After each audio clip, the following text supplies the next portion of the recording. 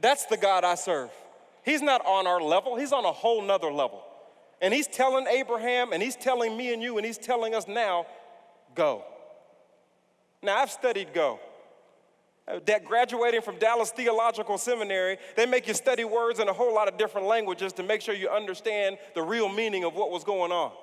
So since go was the transitional word, he stayed, then he went, and go was the word in the middle that took him from stopping to going, I had to study that word to make sure I got the real meaning of it. I studied it in Greek, Hebrew, Syriac, Latin, Spanish, and I got one meaning. Go means go.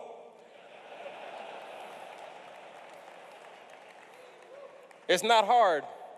It literally renders, don't stay where you are. I was like, you mean to tell me I did all this studying to find out that go means exactly what it reads? Exactly. In other words, it's not a hard word to interpret. But we live in a day where men hear the Spirit and feel the Spirit pushing them to go, and they stay still acting like go is a hard word to interpret. But I got news for you. I've already done the study for you. It's not go.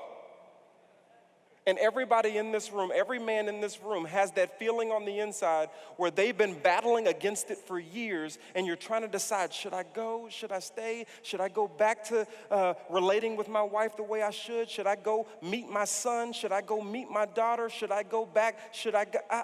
And you've been tussling with this thing for a long time. It's called the flesh and the spirit battle. That's how you know the Spirit is talking to you, because he's pushing against yourself. He doesn't agree with you, so you have to go back and forth between the flesh and the Spirit pushing and prodding you to go. But you can't experience what God has for you and why he drafted you on the team until you listen to the Spirit over the flesh and go. And every man has that go.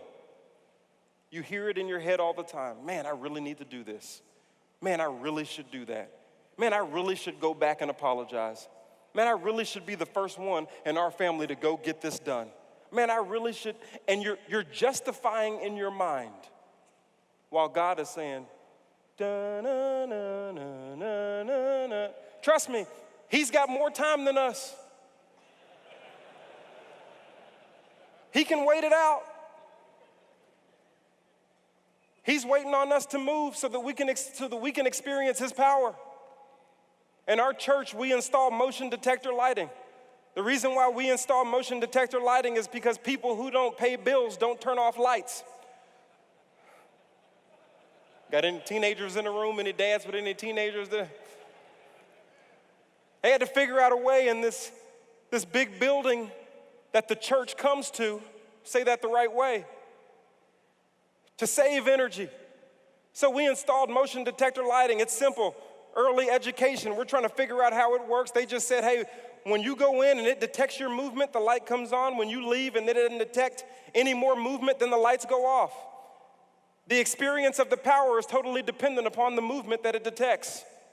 And I said, wait a minute, that sounds like God, where he's telling us to go. It's not that the power is not there. We're wondering why we don't experience God's power, and he's sitting there waiting to detect some movement. And he's saying, when you move, then you'll get to experience my power. We're looking at God, and God is looking at you, wondering when you're going to start maintaining the integrity of the uniform that he's given us. Is there any men in here who want to experience the power of God? Well, God is simply waiting on you to move.